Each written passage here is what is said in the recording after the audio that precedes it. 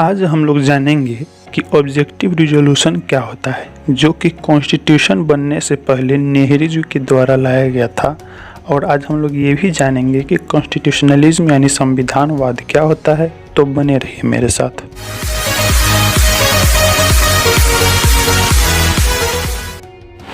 तो सबसे पहले देखते हैं कि ऑब्जेक्टिव रिजोल्यूशन क्या होता है। इंडियन कॉन्स्टिट्यूशन का रूपरेखा क्या होगा, ये ऑब्जेक्टिव रिजोल्यूशन में बताया गया है।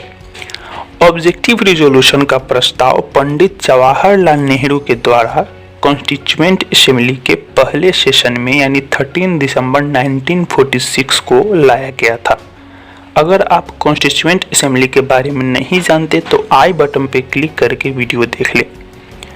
ऑब्जेक्टिव रिजोल्यूशन को 22 जनवरी 1947 को एडॉप्ट किया गया था। अब देखते हैं कि ऑब्जेक्टिव रिजोल्यूशन का मेन प्रोविजन क्या है। सबसे पहला, इंडिया को लोकतांत्रिक, सोवरेन और रिपब्लिक बनाना। दूसरा, इंडिया के पास फेडरल फॉर्म ऑफ गवर्नमेंट होना चाहिए, मतलब स्टेट और सेंटर के अलग अलग गवर्नमेंट होना चाहिए। साथ ही साथ पावर को भी स्टेट और सेंटर के बीच में बांटा जाना चाहिए। तीसरा, लोगों को सोचने की आज़ादी, एक्सप्रेस करने की आज़ादी, बिलीफ, फेथ, नौकरी, एक्शन और एसोसिएशन का आज़ादी उपलब्ध कराना। चौथा, जितने भी माइनॉरिटीज हैं और वो लोग जो कि बैकवर्ड और आदिवासी क्षेत्र से आते हैं उनको खास सुरक्षा प्रदान कराना। पांचवा, फ्री इंडिया यानी आज़ाद भारत का सभी सोवरेन अथॉरिटी और कॉन्स्टिट्यूशन का पावर लोगों से डिराइव करना। छठा, हिंदुस्तान के सभी लोगों को सोशल, इकोनॉमिकल और पॉलिटिकल जस्टिस यानी न्याय प्रदान कराना। सातवां, सभी को स्टेटस का समानता, सभी को एक जैसा अपॉर्चुनिटी और कानून की नज़र में सब लोग बराबर हो, ये प्रदान कराना। आठवां, दुनिया में एक आदर वाला स्थान प्राप्त करना और वर्ल्ड पीस यानी विश्व शांति के प्रमोशन के लिए कंट्रीब्यूट करना। अब देखते हैं कि कॉन्स्टिट्यूशनलिज्म यानी संविधानवाद क्या होता है। कॉन्स्टिट्यूशनलिज्म का मतलब है कि एक सिस्टम जिसके पास लिमिटेड गवर्नमेंट हो, मतलब कि गवर्नेंस का सेटअप जिसका पावर अनरिस्ट्रिक्टेड, अनलिमिटेड या आर्बिट्रेरी नहीं हो। दूसरे शब्दों में बोले तो कॉन्स्टिट्यूशन यानी संविधानवाद एक ऐसी राज व्यवस्था की कल्पना है जो संविधान के अंतर्गत हो और जिसमें सरकार के पास अधिकार सीमित हो और विधि के अधीन हो।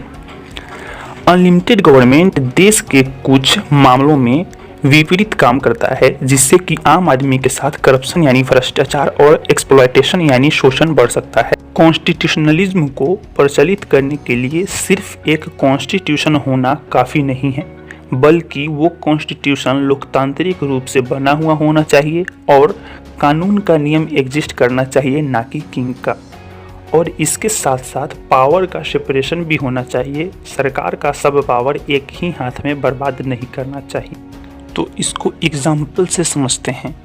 आप सब लोग वो चिराग वाले जिन का कहानी सुने होंगे, अलादीन का चिराग। उसके पास बहुत सारा पावर होता है। मान के चलिए कि उसके मन में आ जाए कि मेरे पास तो अनलिमिटेड पावर है, तो मैं किसी की गुलामी क्यों करूं, और वो उत्पात मचाना शुरू कर दे। लेकिन थैंकफुली एक चिराग है और उस चिराग का मालिक उस जिन को कंट्रोल कर सकता है। जब भी जिन कोई गलत काम करना चाहे तो वो उसका जो मालिक है चिराग का, वो चिराग में जिन को वापस ला सकता है, ऐसे कि वो अपना पावर का मिसयूज न करे। इस तरह अगर सारा पावर सरकार के पास हो तो मान के चलो कि ये सरकार एक कानून बना दे कि अब इलेक्शन नहीं होगा और मेरा ही सरकार परमानेंट के लिए रहेगा, और वो अपने मनमानी करने लगेगा। एक रिसेंट एग्जाम्पल लेते हैं महाराष्ट्र का। वहाँ पे जो कुछ भी हो रहा है आप लोग ये जानते हैं, मगर उससे भी ज़्यादा हो सकता था अगर गवर्नमेंट के पास अनलिमिटेड पावर होता, और यानी दूसरे शब्दों में बोले तो सारा पावर गवर्नमेंट के पास ही होता और जुडिशरी नहीं होता।